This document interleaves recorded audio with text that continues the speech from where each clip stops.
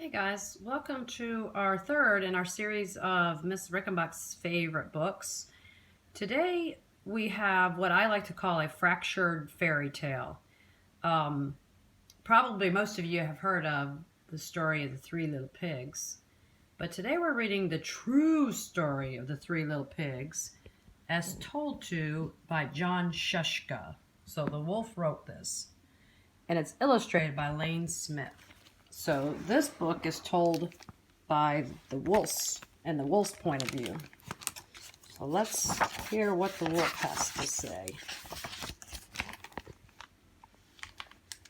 Everybody knows the story of the Three Little Pigs, or at least they think they do, but I'll let you in on a little secret.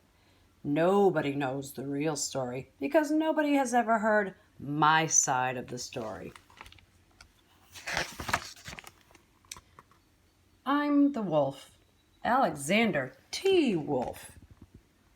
You could call me Al. I don't know how this whole big bad wolf thing got started, but it's all wrong. Maybe it's because of our diet. Hey, it's not my fault wolves eat cute little animals like bunnies and sheep and pigs. That's just the way we are. If cheeseburgers were cute, folks would probably think you are big and bad too. But, like I was saying, the whole big bad wolf thing is all wrong. The real story is about a sneeze and a cup of sugar. This is the real story. Way back in Once Upon a Time, I was making a birthday cake for my dear old granny. I had a terrible sneezing cold. I ran out of sugar. It must be his granny up there. Granny. So I walked down the street to ask my neighbor for a cup of sugar.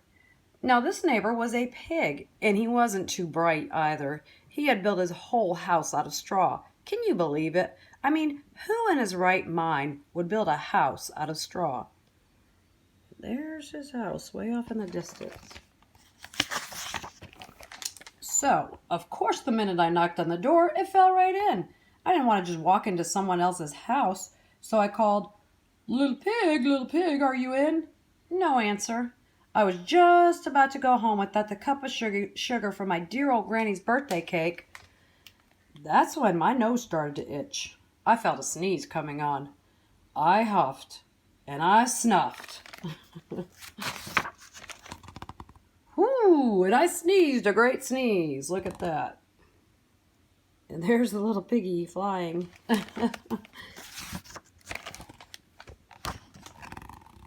And you know what? That whole darn straw house fell down, and right in the middle of the pile, in the pile of straw, was the first little pig, dead as a doornail. He had been home the whole time. It seemed like a shame to leave a perfectly good ham dinner lying there in the straw, so I ate it up. Think of it as a big cheeseburger just lying there.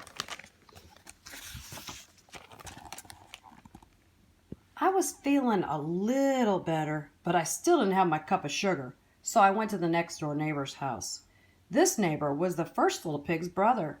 He was a little smarter, but not much. He had built his house out of sticks. I rang the bell on the stick house. Nobody answered. So I called, Mr. Pig, are you in?" He yelled back, "Go away, Wolf. You can't come in. I'm shaving the hair on my chinny chin."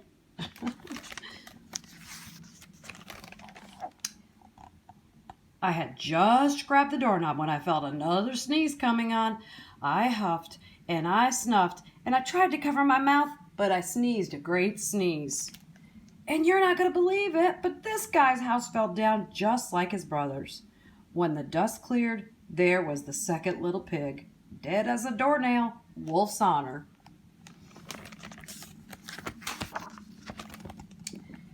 Now, you know food will spoil if you just leave it out in the open, so I did the only thing that there was to do. I had dinner again. Think of it as a second helping. I was getting awfully full, but my cold was feeling a little bit better, and I still didn't have that cup of sugar for my dear old granny's birthday cake. So I went to the next house. This guy was the first and second little pig's brother. He must have been the brains of the family. He had built his house out of bricks. I knocked on the brick house. No answer. I called, "Mr. Pig, Mr. Pig, are you in?" And do you know what that rude little porker answered? "Get out of here, Wolf. Don't bother me again."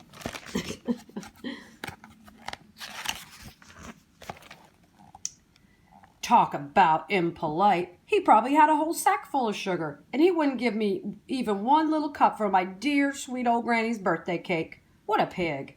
I was just about to go home and maybe make a nice birthday card instead of a cake when I felt my cold coming on. I huffed, and I snuffed, and I sneezed once again. Then the third little pig yelled, "And your old granny can sit on a pin." Oh, that's rude, isn't it?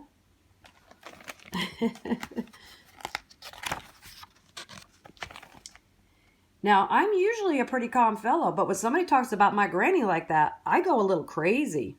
When the cops drove up, of course I was trying to break down this pig's door, and the whole time I was huffing and puffing and sneezing and making a real scene. Looks like they've got the news reporters down there.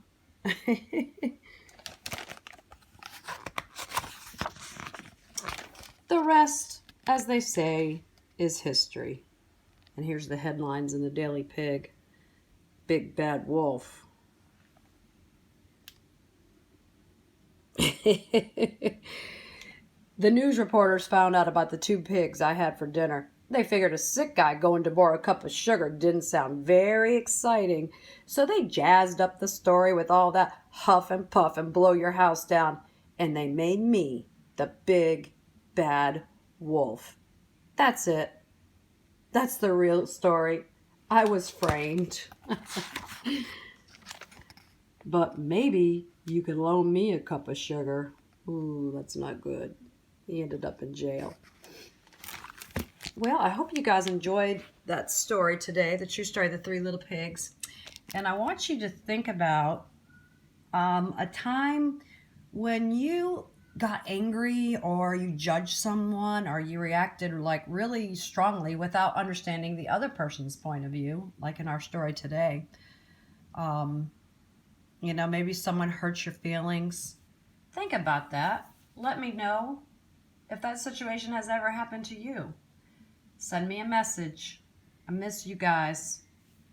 I'll see you next week with a new story.